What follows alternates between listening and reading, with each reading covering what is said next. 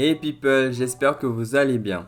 Cette vidéo est dans la continuité de ma présentation de l'Apple TV 4K que j'ai testé il y a quelques mois. Je vais vous parler du service de streaming audio Apple Music. La marque avait présenté au printemps dernier de nouvelles options, passer tout leur catalogue en audio lossless et proposer de la musique en audio spatial.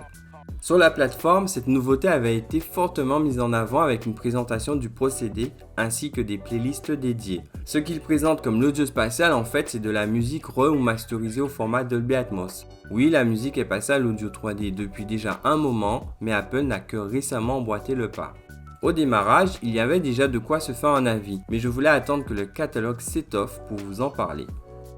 Pour cela, je vais vous proposer une sélection de quelques titres tout en vous donnant mes impressions sur l'apport de l'audio 3D Dolby Atmos. Autre chose, l'écoute s'est faite sur un système 5.2.2, soit avec deux haut-parleurs en hauteur et non par réflexion. Je n'ai pas pu faire les écoutes aux AirPods Pro et Max qui sont compatibles avec l'audio spatial. Je vais commencer par des titres qui m'ont plu sans pour autant justifier l'écoute en audio 3D, mais quand même, jusqu'aux titres qui m'ont vraiment plu, dont quelques coups de cœur qui permettent vraiment d'apprécier le champ des possibilités de ce format pour de la musique.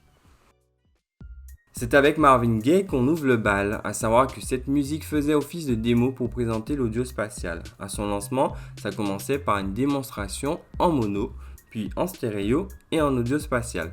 Avec cette présentation, il était indéniable que la musique version multicanal fasse son petit effet. La musique s'étend à tous les canaux et j'ai apprécié la balance de la voix du chanteur sur les canaux en hauteur. J'enchaîne avec Falling d'Alicia Keys qui joue sur l'extension du champ sonore avec un refrain animé sur les canaux en hauteur et arrière. Je pourrais décrire la même chose sur I Want You Back des Jackson 5 ou encore le titre Up de Cardi B. Sur ce morceau, ce qui est amusant, c'est la répétition du mot Up dans le refrain qui alterne tantôt en façade, tantôt en hauteur. Je dois mentionner les basses que certains de ces morceaux déploient. Falling d'Alicia Keys pour la reciter, le morceau Lollipop ainsi que Amelie de Lil Wayne qu'on peut découvrir en Dolby Atmos. Alors, beaucoup de ces titres avaient déjà des basses puissantes en stéréo, notamment Amelie de Lil Wayne qui est très réputé pour ça. Mais le Dolby Atmos c'est aussi cette promesse de basses puissantes, comme à l'instar du morceau de Big Sean Blessing.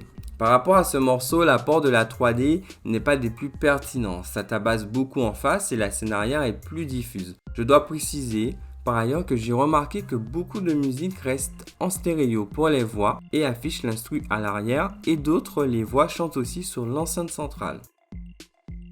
Les morceaux cités apportent un plus mais ne transcendent pas non plus ce que la stéréo peut apporter, à savoir de l'ouverture, des basses et de la transparence avec une voix qui se détache. Beaucoup de morceaux et d'albums en audio spatial font juste le job. Du côté de la musique classique, il y a l'album The Immersive Experience qui n'est pas trop mal, mais se contente simplement d'étendre aux autres canaux des instruments. Il y a des DSP sur les amplis qui font déjà bien cela. Je peux continuer avec l'album Illwell de Wervana. Beaucoup de ces titres en Atmos sont bons, mais ne va pas assez loin en termes de spatialisation, par exemple. En revanche, il y a des morceaux qui vont plus loin sur les capacités réelles de ce format. J'ai gardé les 3 titres qui suivent comme ceux qui m'ont le plus bluffé et qui justifient tout le potentiel de la musique en Dolby Atmos. Il y a le morceau de Diana Krall, c'est très frontal au début, puis au refrain on a une guitare qui vient proprement se rajouter sur les enceintes en hauteur. Et cette musique est une sorte de récit qui par moments s'étend de l'avant à l'arrière en y amenant quelques subtilités en hauteur avec une grande transparence. Ce titre est super efficace dans la manière qu'ils font et déplacent la scène sonore et c'est ce que j'avais envie de ressentir avec l'audio 3D. On enchaîne avec le récent album 10 000 Hz du groupe français Air récemment remasterisé pour l'audio spatial. J'ai pas eu le temps de tout écouter, juste quelques sons dont le premier qui pose d'entrée les bases. On a l'impression d'avoir une sorte de chaîne qui passe de l'arrière à l'avant en passant par les canaux en hauteur. Ça marche très bien et comme c'est une musique, l'effet est répété plusieurs fois contrairement à un film. Puis de nouveaux effets ou instruments font leur entrée soit sur certains canaux indépendamment ou parfois en simultané et ça marche très bien là aussi. Déjà, avec ces 2 morceaux, on est vraiment rentré dans le sujet de l'audio 3D. Cette impression que des objets, des instruments se déplacent de l'avant à l'arrière et de haut en bas. Et pas juste qu'une extension de l'instrumental. Et pour moi, le dernier titre pousse encore plus loin le curseur, c'est celui de Kraftwerk. Là, les gars à la table de mixage se sont dit, on va s'amuser avec tout ça. Ça commence progressivement et plus ça avance, plus on reste béat devant le spectacle audio. La musique voyage de gauche à droite, de haut en bas, puis à un moment précis, il y a un effet qui tourne autour de nos têtes, une sorte de manège musical. La spatialisation est remarquable, sans oublier les basses qui sont puissantes et secs. 6 minutes de pur audio 3D.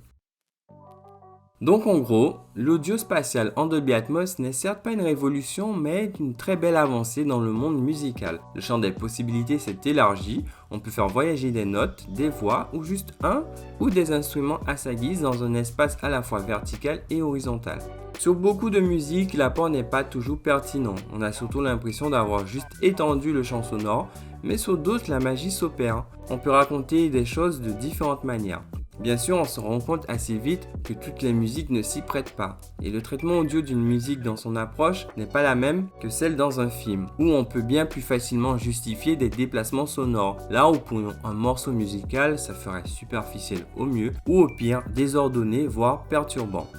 N'empêche que la stéréo a transformé l'écoute musicale et l'audio 3D l'a élevé.